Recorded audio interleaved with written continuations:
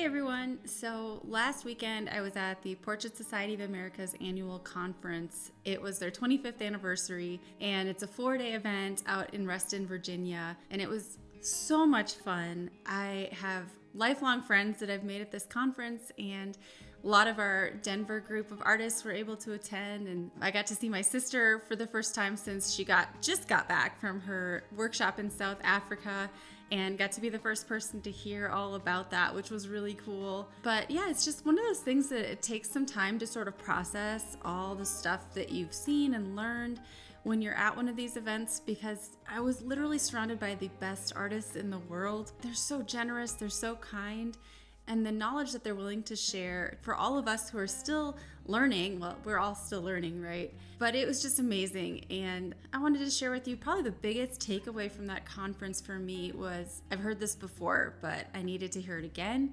that there is no substitute for painting from life.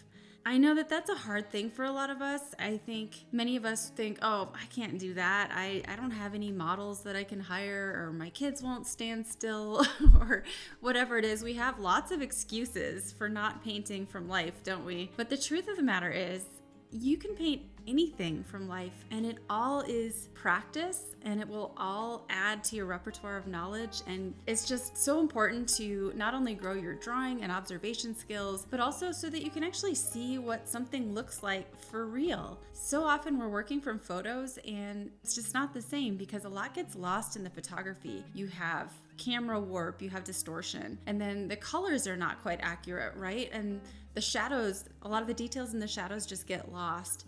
So photography, as amazing of a tool as it is, has its limitations. And so that's something that I've been processing and thinking through, and just realizing as an artist, I need to be painting from life so much more. Before the conference, I had started a little journal of watercolor paintings, and I'm only painting things from life in this journal. And I had just told myself I was going to paint for 30 days in a row, something from life every day. That did not happen.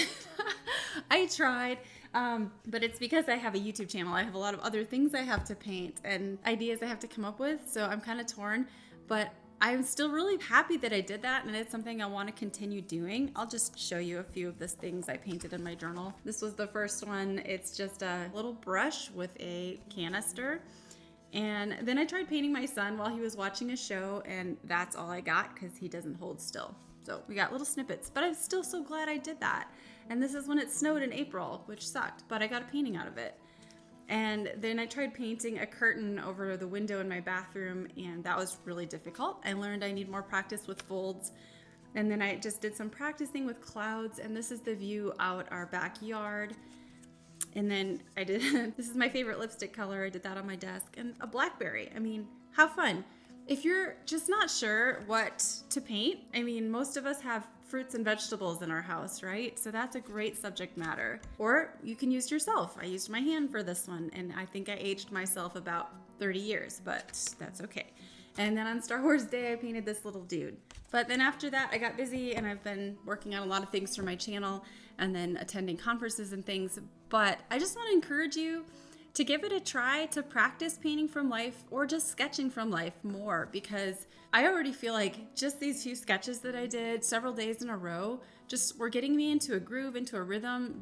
It was so enjoyable, and I looked forward to doing this every single day. I'm realizing too that one of my excuses for not painting from life is maybe that when I paint from a photo in my studio, it's a more predictable, successful result. We tend to be afraid of failure, right? We don't want to do a painting and waste our time on something that might not turn out. And truthfully, when you're painting from life, chances are it may not turn out as well as something you paint in the studio. But I want you to think of it not as a risk, but think about the reward. It's going to be something that grows you as an artist in a way that painting from photos just can't. So mixing up your routine and trying to paint from life will be a game changer. Just wanted to share those rambling thoughts today, and I wish you all happy painting. I will see you soon.